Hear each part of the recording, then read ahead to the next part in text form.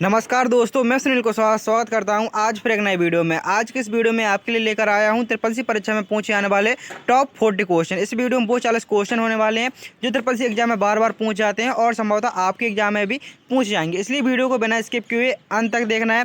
यदि आप चैनल पर नए आए हो तो चैनल को सब्सक्राइब करके वीडियो को लाइक कर दीजिए और साथ साथ अपने दोस्तों में भी शेयर कर दीजिए जिनका भी ट्रिपल सी एग्जाम होने वाला है। जैसे कि आप सभी जानते हैं कि आपको प्रैक्टिस सेट नंबर आज 8 है, 7 प्रैक्टिस सेट हो चुके हैं और आप प्रैक्टिस सेट नंबर 8 है। यदि आपने पिछली वीडियो नहीं देखे तो आप वीडियो के डिस्क्रिप्शन में जाएंगे, वहाँ पर आपको पिछली वीडियो सारे मिल जाएंगे और साथ साथ मैंने जो मैराथन क्लास कराई थी उनकी भी लिंक दे रखी है और आप मैराथन क्लास देखकर अपना ट्रिपल सी एग्जाम बहुत ही आसानी से पास कर सकते हैं। तो चलिए शुरू करते हैं क्वेश्चन नंबर 1 से। जो हम पहले उस क्वेश्चन कवर करेंगे जो आपका कल का होमवर्क क्वेश्चन। तो सबसे पहले हम कल के होमवर्क क्वेश्चन करेंगे कि क्वेश्चन नंबर जो होमवर्क का था उसमें क्या पूछा गया था। उसमें पूछा गया था सुपर कंप्यूटर का प्रयोग आमतौर पर कहाँ किया जाता है। जो सुपर कंप्यूटर होता है आखिर उसका प्रयोग आमतौर पर कहाँ किया जाता है। ऑप्शन नंबर ए, स्कूल में किया जाता है, घर में किया जाता है, अनुसंधान में किया जाता है, ऑफिस में किया जाता है। जो सुपर कंप्यूटर होता है आखिर उनका प्रयोग कहाँ किया जाता है। तो आप कहेंगे जो सुपर कंप्यूटर होता है सर उसका प्रयोग अनुसंधान में किया जाता है। अनुसंधान में कौन से कंप्यूटर का प्रयोग किया जाता है। तो आपको सुपर कंप्यूटर का प्रयोग किया जाता है। यहाँ पर आपका ऑप्शन नंबर सी सही आंसर हो जाएगा। तो चलिए शुरू करते हैं आज के क्वेश्चन नंबर 1 से कि क्वेश्चन नंबर 1 में क्या पूछा गया। जैसे कि मैंने बताया कि यहाँ पर टोटल आपके 40 क्वेश्चन होने वाले हैं। तो आपको वीडियो के अंत में जरूर बताना है टोटल 40 में से आपने कितने क्वेश्चनों का आंसर सही दिया है। तो चलिए शुरू करते हैं। पहले क्वेश्चन से पूछा गया है कंप्यूटर की बाइनरी भाषा में कितने अंकों का प्रयोग होता है। जो कंप्यूटर की बाइनरी भाषा होती है आखिर उसमें कितने अंकों का प्रयोग होता है। ऑप्शन नंबर ए 8 अंकों का, 10 अंकों का, 2 अंकों का या 16 अंकों का। तो कंप्यूटर की बाइनरी भाषा में कितने अंकों का प्रयोग होता है। तो यहाँ पर आपका आंसर होगा ऑप्शन नंबर बी सही आंसर हो जाएगा। कंप्यूटर की बाइनरी भाषा में जो अंक होते हैं वो 2 होते हैं। कौन कौन से होते हैं वो होते हैं आपके 0 और 1। तो कंप्यूटर की बाइनरी भाषा में कितने अंकों का प्रयोग होता है। तो आप कहेंगे 2 अंकों का प्रयोग होता है। ऑप्शन नंबर सी यहाँ पर आपका सही आंसर हो जाएगा। अगले क्वेश्चन में पूछा गया है एमएस वर्ड में टेक्स्ट को अंडरलाइन करने के लिए कौन सी शॉर्टकट कुंजी का प्रयोग किया था। जैसे कि आपने एमएस वर्ड में कुछ भी टाइप किया और आप उसके नीचे अंडरलाइन लगाना चाहते हैं तो आपको कौन सी की का प्रयोग करना होगा। तो एमएस वर्ड में किसी भी टेक्स्ट के नीचे अंडरलाइन लगाने के लिए कौन सी की का प्रयोग करते हैं। तो अंडरलाइन के लिए हम कंट्रोल प्लस यू का प्रयोग करते हैं। इटैलिक करने की शॉर्टकट कुंजी क्या होती है। तो इटैलिक करने की शॉर्टकट कुंजी होती है कंट्रोल आई। इटैलिक मतलब क्या होता है। इटैलिक मतलब होता है जैसे आप लेटर लिखेंगे तो हल्के तिरछे लिखेंगे तो ये होता है इटैलिक। और कंट्रोल बी से होता है बोल्ड। यदि आप टेक्स्ट को बोल्ड करना चाहते हैं तो बोल्ड करने के लिए कंट्रोल प्लस बी का प्रयोग करते हैं। और यदि आप ऑल सेलेक्ट करना चाहते हैं तो ऑल सेलेक्ट करने के लिए कंट्रोल प्लस ए शॉर्टकट कुंजी का प्रयोग करना होगा। तो अंडरलाइन करने के लिए कौन सी शॉर्टकट कुंजी का प्रयोग करते हैं। तो अंडरलाइन करने के लिए हम कंट्रोल प्लस यू शॉर्टकट कुंजी का प्रयोग करते हैं। अगले क्वेश्चन में पूछा गया क्वेश्चन नंबर 3 में सीपीयू को क्या कहा जाता है। सीपीयू है आखिर सीपीयू को क्या कहा जाता है। ऑप्शन ए कंप्यूटर का दिमाग, इनपुट डिवाइस, आउटपुट डिवाइस है मेमोरी। जो सीपीयू होता है आखिर उसको क्या कहा जाता है। सीपीयू को कंप्यूटर का दिमाग कहा जाता है। सीपीयू होता है सीपीयू को कंप्यूटर का दिमाग कहा जाता है। आपका ऑप्शन नंबर इस सही आंसर हो जाएगा। सीपीयू का फुल फॉर्म क्या होता है। तो सीपीयू का फुल फॉर्म होता है सेंट्रल प्रोसेसिंग यूनिट। सीपीयू का फुल फॉर्म क्या होता है। तो सीपीयू का फुल फॉर्म होता है सेंट्रल प्रोसेसिंग यूनिट। और इसका काम क्या होता है। इसका काम होता है डेटा को प्रोसेस करना। तो सीपीयू का फुल फॉर्म होता है सेंट्रल प्रोसेसिंग यूनिट जिसे कंप्यूटर का दिमाग कहा जाता है। तो यहाँ पर आपका ऑप्शन नंबर ए सही आंसर हो जाएगा। अगले क्वेश्चन में पूछा गया है फाइलों को एकत्रित करने के लिए किसका प्रयोग करते हैं। फाइलों को एकत्रित करने के लिए हम किसका प्रयोग करते हैं। फ्लॉपी का, फोल्डर, सॉफ्टवेयर या प्रिंटर। जब भी हम फाइलों को एकत्रित करते हैं जैसे आपने एमएस वर्ड की काफ़ी फाइल 5-7 फाइल बना ली, राइटर की फाइल बना ली, एक्सेल की फाइल बना ली, आप उनको एकत्रित करना चाहते हो कहाँ पे एकत्रित करेंगे। तो आप कहेंगे सर हम एक अपने नाम का फोल्डर बना देंगे और यदि अपने नाम का नहीं बनाएंगे तो एक नया फोल्डर बना लेंगे। नया फोल्डर बनाने की शॉर्टकट कुंजी होती है control plus shift plus N. आप control plus shift plus N button press करते हैं तो आपके सामने एक नया फोल्डर आ जाएगा और आप उसमें एक नया नाम दे सकेंगे। जो भी आप नाम देना चाहते हैं फोल्डर है आप फोल्डर बनाएंगे। जो भी आपने फाइल बनाई है आप उसको वहाँ से उठाकर मूव कर देंगे या कॉपी करके पेस्ट कर देंगे, कट करके पेस्ट कर देंगे, आपके फोल्डर में सारी फाइल आ जाएंगी। तो क्या कहते हैं फाइलों को एकत्रित करने के लिए हम किसका प्रयोग करते हैं। तो फाइलों को एकत्रित करने के लिए हम फोल्डर का प्रयोग करते हैं। ऑप्शन बी यहाँ पर आपका सही आंसर हो जाएगा। साथ साथ आपको भी कमेंट करते चल रहा है जिससे कि सारे क्वेश्चन आपको भी याद हो जाए क्योंकि ठीक इसी प्रकार से आपके ट्रिपल सी एग्जाम में क्वेश्चन पूछे जाते हैं। अगले क्वेश्चन में पूछा गया क्वेश्चन नंबर 5 में कंट्रोल प्लस एस का प्रयोग किसके लिए किया जाता है। जो कंट्रोल प्लस एस शॉर्टकट कुंजी है आखिर इसका प्रयोग किसके लिए किया जाता है। प्रिंट करने के लिए, सेव करने के लिए, बंद करने के लिए या नया डॉक्यूमेंट बनाने के लिए। तो कंट्रोल प्लस एस का प्रयोग किसके लिए होता है। तो जल्दी जल्दी सभी लोग कमेंट कीजिए कंट्रोल प्लस एस शॉर्टकट कुंजी का प्रयोग किसके लिए होता है। तो कंट्रोल प्लस एस शॉर्टकट कुंजी होती है इसका प्रयोग होता है सेव करने के लिए। कंट्रोल प्लस एस से क्या होता है। कंट्रोल प्लस एस से सेव होता है। प्रिंट करने के लिए कौन सी की का प्रयोग करते हैं? तो प्रिंट करने के लिए Ctrl+P का प्रयोग करते हैं। प्रिंट करने की शॉर्टकट कुंजी Ctrl+P होती है। सेव करने के लिए Ctrl+S का प्रयोग करते हैं। और बंद करने के लिए किसका प्रयोग करेंगे? तो बंद करने के लिए हम किसका प्रयोग करेंगे? हम बंद करने के लिए कंट्रोल के साथ W बटन प्रेस करेंगे। जैसे आप कंट्रोल के साथ W बटन प्रेस करते हैं तो आप MS ऑफिस को बंद कर सकते हैं। और नया डॉक्यूमेंट लेने की शॉर्टकट कुंजी क्या होती है? तो नया डॉक्यूमेंट लेने की शॉर्टकट कुंजी होती है Ctrl+N। Ctrl+N से आप नया डॉक्यूमेंट ले सकते हैं। जैसे मैंने यहाँ पे आपको चारों शॉर्टकट की बताएं, तो आप भी जल्दी से कमेंट कीजिए जो मैं चारों शॉर्टकट की बताई हैं। जैसे Ctrl+P से प्रिंट होता है, Ctrl+S से सेव होता है और Ctrl+W से बंद होता है। और नया डॉक्यूमेंट लेने की शॉर्टकट कुंजी Ctrl+N होती है। तो यहाँ पर पूछा गया था Ctrl+S से क्या होता है? तो Ctrl+S से सेव होता है। अगले क्वेश्चन में पूछा गया था IP का पूरा नाम क्या? जो IP होता है आखिर इसका फुल फॉर्म क्या होता है? तो IP का फुल फॉर्म होता है इंटरनेट प्रोटोकॉल। IP का फुल फॉर्म क्या होता है? तो IP का फुल फॉर्म होता है internet protocol. Option number A यहाँ पर आपका सही आंसर हो जाएगा। IP का फुल फॉर्म क्या होता है? तो IP का फुल फॉर्म होता है इंटरनेट प्रोटोकॉल। अब आपसे पूछ सकते हैं जो IPv4 ये कितने बिट का होता है? तो IPv4 होता है, ये होता है 32 बिट का। और इसकी फुल फॉर्म होती है इंटरनेट प्रोटोकॉल वर्जन 4। IPv4 की फुल फॉर्म क्या होती है?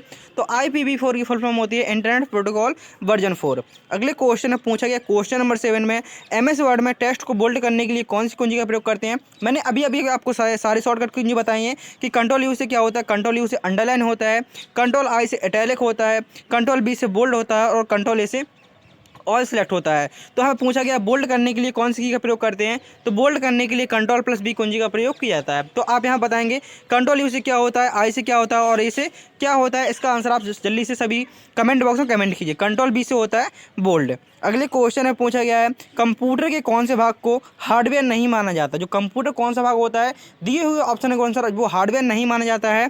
कीबोर्ड, ऑपरेटिंग सिस्टम, मॉनिटर या CPU। कंप्यूटर का वो कौन सा भाग होता है जिसको हार्डवेयर नहीं माना जाता? तो वो होता है आपका ऑपरेटिंग सिस्टम। ऑपरेटिंग सिस्टम यह आपका एक सिस्टम सॉफ्टवेयर होता है, जबकि आपका जो कीबोर्ड हो गया यह एक इनपुट डिवाइस हो गया, मॉनिटर हो गया भैया आपका आउटपुट डिवाइस हो जाएगा, और CPU। तो CPU क्या करता है? CPU का काम होता है प्रोसेसिंग करना। तो हार्डवेयर नहीं माना जाता, तो वो आपका होता है ऑपरेटिंग सिस्टम। यह क्या होता है? यह आपका एक तो सिस्टम सॉफ्टवेयर होता है। अगले क्वेश्चन में पूछा गया है क्वेश्चन नंबर 9 में LAN का पूरा नाम क्या? जो LAN होता है आखिर LAN का फुल फॉर्म क्या होता है? तो LAN का फुल फॉर्म होता है लोकल एरिया नेटवर्क। LAN का फुल फॉर्म क्या होता है? तो LAN का फुल फॉर्म होता है लोकल एरिया नेटवर्क। यहाँ पर आपका ऑप्शन नंबर C सही आंसर होगा। यदि आपसे पूछता मैन MAN, मैन का फुल फॉर्म क्या होता है? तो मैन का फुल फॉर्म होता है मेट्रोपॉलिटन एरिया नेटवर्क। और यदि पूछता वैन WAN, वैन का फुल फॉर्म क्या होता है? तो वैन का फुल फॉर्म होता है वाइड एरिया नेटवर्क। तो आप यहाँ पर से पूछा गया था LAN का फुल फॉर्म क्या होता है? तो LAN का फुल फॉर्म होता है लोकल एरिया नेटवर्क। अगले क्वेश्चन में पूछा गया है वायरस क्या? जो क्वेश्चन नंबर 10 में पूछा गया है कि वायरस क्या है? तो आप बताएंगे वायरस क्या होता है? तो वायरस एक प्रकार का आपका सॉफ्टवेयर होता है। किस प्रकार का सॉफ्टवेयर होता है? तो ये आपका एक हानिकारक सॉफ्टवेयर होता है। ऑप्शन नंबर C यहाँ पर आपका सही आंसर हो जाएगा। वायरस क्या होता है? तो ये आपका एक हानिकारक सॉफ्टवेयर होता है। अगले क्वेश्चन में पूछा गया है HTML का प्रयोग किसके लिए किया जाता है? जो HTML होता है आखिर इसका प्रयोग किसके लिए होता है? ईमेल भेजने के लिए, वेब पेज डिज़ाइन करने के लिए, फ़ोटो एडिटिंग के लिए या वीडियो देखने के लिए। तो HTML का फुल फॉर्म जानते हैं सबसे पहले। HTML का फुल फॉर्म होता है hyper text markup language. HTML का फुल फॉर्म क्या होता है? तो HTML का फुल फॉर्म होता है हाइपर टेक्स्ट मार्कअप लैंग्वेज। इसका प्रयोग किसके लिए होता है? तो HTML का प्रयोग होता है वेब पेज डिज़ाइन करने के लिए। वेब पेज डिज़ाइन करने के लिए हम किसका प्रयोग करते हैं? तो वेब पेज को डिज़ाइन करने के लिए हम HTML का प्रयोग करते हैं। HTML की फुल फॉर्म क्या होती है? तो HTML की फुल फॉर्म होती है हाइपर टेक्स्ट मार्कअप लैंग्वेज। ये आपकी HTML की फुल फॉर्म होती है। अगले क्वेश्चन में पूछा है क्वेश्चन नंबर 12 में URL का पूर्ण रूप क्या होता है? URL होता है आखिर इसका फुल फॉर्म क्या होता है? तो आप कहेंगे जो URL होता है इसका फुल फॉर्म होता है यूनिफॉर्म रिसोर्स लोकेटर। URL का फुल फॉर्म क्या होता है? तो URL का फुल फॉर्म होता है यूनिफॉर्म रिसोर्स लोकेटर। अगले क्वेश्चन में पूछा गया है प्रिंटर किस प्रकार की डिवाइस है? तो प्रिंटर आपकी एक आउटपुट डिवाइस है। प्रिंटर क्या है? तो प्रिंटर एक आपकी एक आउटपुट डिवाइस है। जैसे को प्रिंटर हो गया, मॉनिटर हो गया, स्पीकर हो गया, प्रोजेक्टर हो गया, ये सभी क्या है? ये आपकी आउटपुट डिवाइस है। इनपुट डिवाइस में क्या क्या आ जाएगा आपका? जैसे आपका माउस हो गया, कीबोर्ड हो गया, स्कैनर हो गया, MICR हो गया, ये आपकी इनपुट डिवाइस होती है। इनपुट डिवाइस क्या होती हैं? जिनके माध्यम से हम कंप्यूटर को निर्देश दे सके, वो सभी आपकी इनपुट डिवाइस होती हैं। अगले क्वेश्चन में पूछा गया क्वेश्चन नंबर 14 में हार्ड डिस्क किस प्रकार की डिवाइस होती है? जो हार्ड डिस्क होती है आखिर ये किस प्रकार की डिवाइस होती है? जो हार्ड डिस्क होती है वह आपकी एक स्टोरेज डिवाइस होती है। हार्ड डिस्क किस प्रकार की डिवाइस होती है? तो हार्ड डिस्क एक स्टोरेज डिवाइस होती है। ऑप्शन नंबर सी यहाँ पर आपका सही आंसर हो जाएगा। नेक्स्ट क्वेश्चन पूछा गया है, लिब्रे ऑफिस राइटर किसका उदाहरण, जो लिब्रे ऑफिस राइटर है आखिर ये किसका उदाहरण है? क्या यह एक ऑपरेटिंग सिस्टम है, डेटाबेस है, वर्ड प्रोसेसर है या ब्राउजर है? तो लिब्रे ऑफिस राइटर किसका एक उदाहरण है? तो आप कहेंगे लिब्रे ऑफिस राइटर होता है यह हमारे एक वर्ड प्रोसेसर का उदाहरण है। जैसे आपका एमएस वर्ड होता है जिस प्रकार से, उसी प्रकार से आपका लिब्रे ऑफिस राइटर होता है। आप इसमें क्या काम करते हैं? तो इसमें आप डॉक्यूमेंट को बनाने का कार्य करते हैं। अगले क्वेश्चन में पूछा गया, क्वेश्चन नंबर 16 में यूआरएल में एचटीटीपी का मतलब क्या होता है? अभी अभी आपने यूआरएल की फुल फॉर्म जानने की, यूआरएल की फुल फॉर्म होती है यूनिफॉर्म रिसोर्स लोकेटर। तो जल्दी से कमेंट कीजिए, जो यूनिफॉर्म रिसोर्स लोकेटर होता है इसकी फुल फॉर्म क्या होती है यूआरएल की। और एचटीटीपी का मतलब क्या होता है? तो एचटीटीपी का मतलब होता है hyper text transfer protocol. HTTP का फुल फॉर्म क्या होता है? तो एचटीटीपी का फुल फॉर्म होता है hyper text transfer protocol. Option A यहाँ पर आपका सही आंसर हो जाएगा। अगले क्वेश्चन में पूछा गया, कंट्रोल प्लस पी शॉर्टकट कुंजी का प्रयोग किसके होता है? जो कंट्रोल प्लस पी शॉर्टकट कुंजी होती है इसका प्रयोग हम किसके लिए करते हैं? तो कंट्रोल प्लस पी शॉर्टकट की होती है इसका प्रयोग हम प्रिंट करने के लिए करते हैं, सेव करने के लिए कंट्रोल प्लस एस का प्रयोग करते हैं, और पेस्ट करने के लिए। यदि आपने जो टेक्स्ट को कॉपी किया है यह टेक्स्ट को कट किया है और आप उसको पेस्ट करना चाहते हैं तो पेस्ट करने के लिए कंट्रोल बी का प्रयोग करते हैं। कंट्रोल प्लस बी से क्या होगा? कंट्रोल प्लस बी शॉर्टकट कुंजी की मदद से आप टेक्स्ट को पेस्ट कर सकते हैं। अगले क्वेश्चन में पूछा गया है, स्प्रेडशीट में कॉलम को दर्शाया। जो स्प्रेडशीट होती है उसमें क्या क्या होते हैं? जो एक जैसे मान लीजिए एक स्प्रेडशीट होती है, इसमें आपके खड़े हुए क्या होते हैं? खड़े हुए कॉलम होते हैं, और जो लेटे हुई लाइन होती हैं वो होती हैं रो। खड़े हुए कॉलम होते हैं और लेटे हुई लाइन होते हैं। तो पूछा गया जो कॉलम होते हैं अगर वो किससे शो होते हैं? तो यदि आपने कभी एमएस एक्सेल या लिब्रे ऑफिस कैल्क खोला हुआ तो आपने यहाँ पे देखो जी पहले वाले क्या होते हैं? पहले वाले होते हैं हमारे column, A column, B column, C column, D column, इस प्रकार से कॉलम होते हैं। और जो रो होती हैं first row, second row, third row, fourth row, इस प्रकार से रो होती हैं। तो आप यहाँ पे देख सकते हैं जो कॉलम होते हैं वो किससे दर्शाते हैं? तो जो कॉलम होते हैं उनको हम अल्फाबेट से दर्शाते हैं, A column, B column, C column. यदि आपसे यहीं पर पूछता है रो कैसे दर्शाया जाता है? तो रो को हम दर्शाते हैं गिनती से। तो कॉलम को हम दर्शाते हैं तो कैसे दर्शाते हैं? तो कॉलम को हम दर्शाते हैं यहाँ पर ऑप्शन नंबर बी सही आंसर होगा, अक्षरों से दर्शाते हैं। अगले क्वेश्चन है पूछा गया, क्वेश्चन नंबर 19 में कंप्यूटर का आविष्कार किसने किया था? तो इसका आंसर सभी को पता होगा, कंप्यूटर का आविष्कार चार्ल्स बेबेज द्वारा किया गया था। तो आंसर ऑप्शन नंबर ए सही आंसर हो जाएगा। अगले क्वेश्चन में पूछा गया है, डेटा को स्थायी रूप से स्टोर करने के लिए कौन सी मेमोरी डिवाइस का प्रयोग होता है? तो डेटा को स्थायी रूप से संग्रहित करने के लिए हम प्रयोग करते हैं हार्ड डिस्क का। डेटा को स्थायी रूप से संग्रहित करने के लिए किसका प्रयोग करते हैं? तो डेटा को स्थायी रूप से संग्रहित करने के लिए हम हार्ड डिस्क का प्रयोग करते हैं। ऑप्शन नंबर डी यहाँ पर आपका सही आंसर हो जाएगा। इस प्रकार से आपके यहाँ पर 20 क्वेश्चन पूरे होते हैं। उम्मीद करता हूँ कि आपको वीडियो पसंद आ रहा होगा। यदि आपने वीडियो को लाइक नहीं किया तो वीडियो को लाइक कर दीजिए, और मैंने वीडियो के डिस्क्रिप्शन में सभी वीडियो की लिंक दे रखी हैं, खास तौर से मैराथन क्लास की लिंक दे रखी है। आपको इस वीडियो के बाद वो मैराथन क्लास भी देख लेनी है जो आपके एग्जाम के लिए बहुत इंपॉर्टेंट होगी। मैंने उन मैराथन क्लास में जो आपके सारे चैप्टर हैं प्रत्येक चैप्टर को कवर कराया है। और यदि आप चैप्टर वाइज क्वेश्चन देखना चाहते हैं तो आप प्ले लिस्ट में जाएंगे और वहाँ पर देखेंगे CCC 10 क्लास में पास, वहाँ पे आप देखेंगे आपको 6 वीडियो मिलेंगे। आपको पहले से एक चैप्टर, दूसरा चैप्टर, तीसरा चैप्टर, चौथा चैप्टर, पांचवें चैप्टर, छठवें चैप्टर तक प्रत्येक चैप्टर के 150 क्वेश्चन मिल जाएंगे जो आपके लिए बहुत इंपॉर्टेंट होंगे। तो आप इस वीडियो के बाद वो वीडियो भी देख सकते हैं जो आपके लिए एग्जाम के लिए बहुत इंपॉर्टेंट होंगे।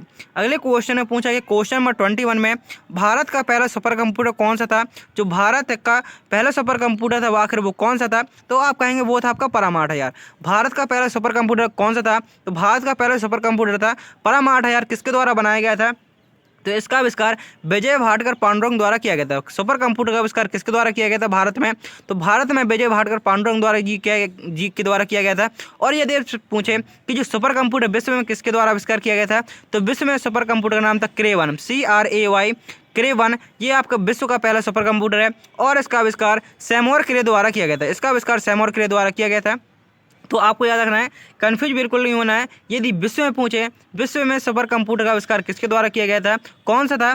तो क्रे-1 द्वारा, वो सैमुअल क्रे द्वारा क्रे-1 का आविष्कार किया गया था। और भारत में सुपर कंप्यूटर पूछे तो विजय भाटकर पांडुरंग द्वारा परम 8000, या आपको परम यहाँ पर 10,000 ही मिल सकता है, परम 8000 या परम 10,000 कंप्यूटर का आविष्कार किया गया था।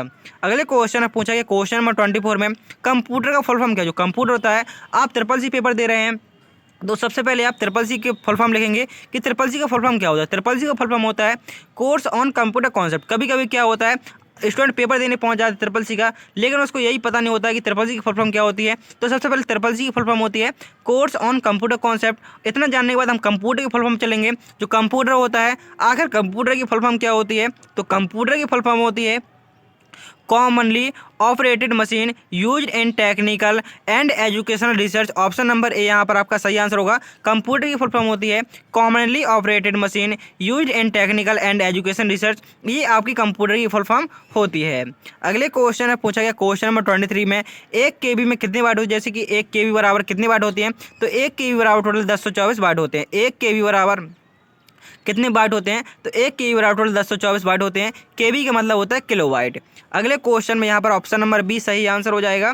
अगले क्वेश्चन में पूछा गया है USB का पूर्ण नाम क्या होता है। जो USB पोर्ट होता है, आखिर जो USB होता है, आखिर इसका फुल फॉर्म क्या होता है, तो USB का फुल फॉर्म होता है यूनिवर्सल सीरियल बस। USB का फुल फॉर्म क्या होता है, तो USB का फुल फॉर्म होता है universal serial bus. Option number C यहाँ पर आपका सही आंसर होगा। URL का फुल फॉर्म होता है यूनिवर्सल सीरियल बस। अगले क्वेश्चन में पूछा है क्वेश्चन नंबर 25 में कंट्रोल प्लस जेड का क्या कार्य होता है। जो कंट्रोल प्लस जेड शॉर्टकट कुंजी होती है, आखिर इसका क्या कार्य होता है, तो कंट्रोल प्लस जेड शॉर्टकट कुंजी होती है, इसका काम होता है अंडो करना। कंट्रोल प्लस जेड से क्या होता है, कंट्रोल प्लस जेड से अंडो होता है। अंडो करने की शॉर्टकट कुंजी कंट्रोल वाई होती है। सेव करने के लिए कंट्रोल एस का प्रयोग करते हैं। कंट्रोल वाई से क्या होता है, कंट्रोल वाई से रीडो होता है। रीडो करने की शॉर्टकट कुंजी क्या होती है, REDO। रीडो करने की शॉर्टकट कुंजी होती है कंट्रोल वाई, और अंडो करने के लिए हम कंट्रोल प्लस जेड शॉर्टकट कुंजी का प्रयोग करते हैं। अगले क्वेश्चन में पूछा है क्वेश्चन नंबर 26 में ईमेल को भेजने के लिए किस प्रोटोकॉल का प्रयोग किया जाता है। यदि आप ईमेल को भेजना चाहते हैं उसके लिए आपको कौन सी प्रोटोकॉल का प्रयोग करना होगा, तो ईमेल को भेजने के लिए किस प्रोटोकॉल का प्रयोग होता है, तो ईमेल को भेजने के लिए SMTP। ईमेल को भेजने के लिए SMTP प्रोटोकॉल का फुल प्रयोग होता है। इसका फुल फॉर्म होता है simple mail transfer protocol. SMTP का फुल फॉर्म होता है simple mail transfer protocol. Email को भेजने के लिए SMTP प्रोटोकॉल का प्रयोग किया जाता है। FTP का फुल फॉर्म होता है फाइल ट्रांसफर प्रोटोकॉल, और HTTP का फुल फॉर्म होता है हाइपर टेक्स्ट ट्रांसफर प्रोटोकॉल। अगले क्वेश्चन में पूछा गया क्वेश्चन नंबर 27 में कंप्यूटर किस भाग को ब्रेन कहा जाता है। तो अभी अभी आप क्वेश्चन को पढ़ कर आए थे, कंप्यूटर किस भाग को ब्रेन कहा जाता है, वो आपका CPU होता है। CPU को कंप्यूटर का ब्रेन कहा जाता है। रैम की फुल फॉर्म होती है रैंडम एक्सेस मेमोरी। रोम की फुल फॉर्म होती है रीड ओनली मेमोरी। CPU की फुल फॉर्म होती है सेंट्रल प्रोसेसिंग यूनिट, और BIOS की फुल फॉर्म होती है बेसिक इनपुट आउटपुट सिस्टम। ये चारों फुल फॉर्म आपके लिए इंपॉर्टेंट हो सकती हैं। रैम की full form random access memory, ROM की full form read only memory, CPU की full form central processing unit, और BIOS की फुल फॉर्म होती है बेसिक इनपुट आउटपुट सिस्टम। ये आपकी चारों फुल फॉर्म है। पूछा गया किस भाग को ब्रेन कहते हैं, तो आपका ऑप्शन नंबर सी सही आंसर हो जाएगा। अगले क्वेश्चन में पूछा गया लिब्रे ऑफिस कैल्क में वर्कशीट में कितने कॉलम है। जो लिब्रे ऑफिस कैल्क होता है, आखिर उसका एक्सटेंशन क्या होता है, तो लिब्रे ऑफिस कैल्क का एक्सटेंशन होता है .ods। लिब्रे ऑफिस कैल्क का एक्सटेंशन नेम क्या होता है, तो लिब्रे ऑफिस कैल्क का एक्सटेंशन होता है वो होता है ODS। आखिर इसमें कितने कॉलम होते हैं, अभी अभी मैंने बता दिया कॉलम क्या होते हैं, खड़े हुए क्या होते हैं, कॉलम होते हैं। आपको पता है जो लेटी हुई लाइन होती है इनको हम क्या कहते हैं, और आखिर इनको कैसे दर्शाया जाता है। तो टोटल कॉलम कितने होते हैं, तो टोटल कॉलम होते हैं आपके 16,384। एक वर्कशीट में आपके टोटल कॉलम कितने होते हैं, तो टोटल कॉलम होते हैं 16,384। जैसे हमें आप जानते हैं कॉलम को हम अल्फ़ाबेट दर्शाते हैं, तो अंतिम कॉलम क्या होता है, अंतिम कॉलम होता है XFD। जब आप इसको सॉल्व करेंगे मैथ में तो आपका आ जाएगा 16,384। ये आपके कॉलम होते हैं। टोटल रो कितनी होती हैं, तो रो होती हैं 1 से लेकर 10,48,576 तक।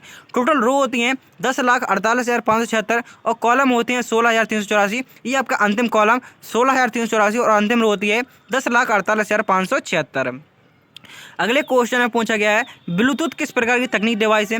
जो ब्लूटूथ होता है आखिर ये किस प्रकार की तकनीक डिवाइस होती है, तो आप कहेंगे यह एक वायरलेस तकनीक होती है। ब्लूटूथ किस प्रकार की डिवाइस होती है, यह एक वायरलेस तकनीक होती है। क्या आपको ब्लूटूथ कनेक्ट करने के लिए कोई वायर की आवश्यकता पड़ती है, तो आप कहेंगे नहीं सर, ब्लूटूथ हम डाटा अपने मोबाइल से खोल लेते हैं और किसी मोबाइल से कनेक्ट करके आप इसमें जैसे गाने बजा सकते हैं ब्लूटूथ के माध्यम से। कोई फाइल शेयर करनी होती है तो आप फाइल भी शेयर कर सकते हैं ब्लूटूथ के माध्यम से।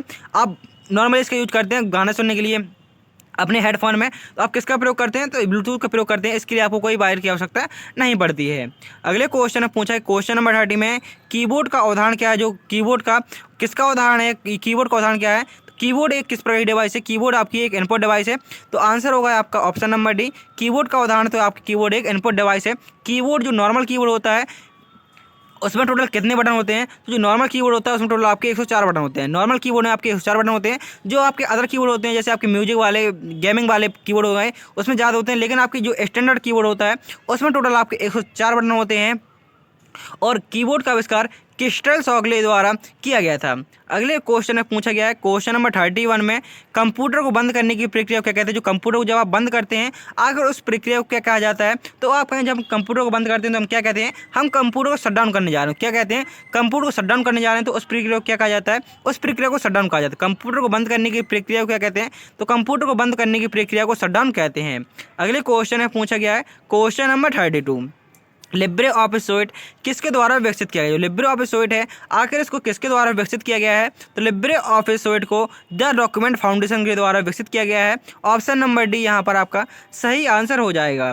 अगले क्वेश्चन में पूछा गया है डिजिटल इंडिया अभियान की शुरुआत किस वर्ष हुई थी। जो डिजिटल इंडिया अभियान है आखिर इसकी शुरुआत किस वर्ष हुई थी। तो जो डिजिटल इंडिया अभियान है इसकी शुरुआत सन 2015 में हुई थी। डिजिटल इंडिया अभियान की शुरुआत किस वर्ष हुई थी, तो सन 2015 में। अगले क्वेश्चन में पूछा है क्वेश्चन नंबर 34 में, BIOS का फुल फॉर्म क्या होता है। तो मैंने अभी अभी आपको बताया था जो BIOS होता है इसका फुल फॉर्म होता है basic input output system. Option B यहाँ पर आपका सही आंसर हो जाएगा। BIOS का फुल फॉर्म होता है basic input output system. Question number 35 में पूछा गया है एक्सेल में सूत्र की शुरुआत किस चिन्ह से होती है।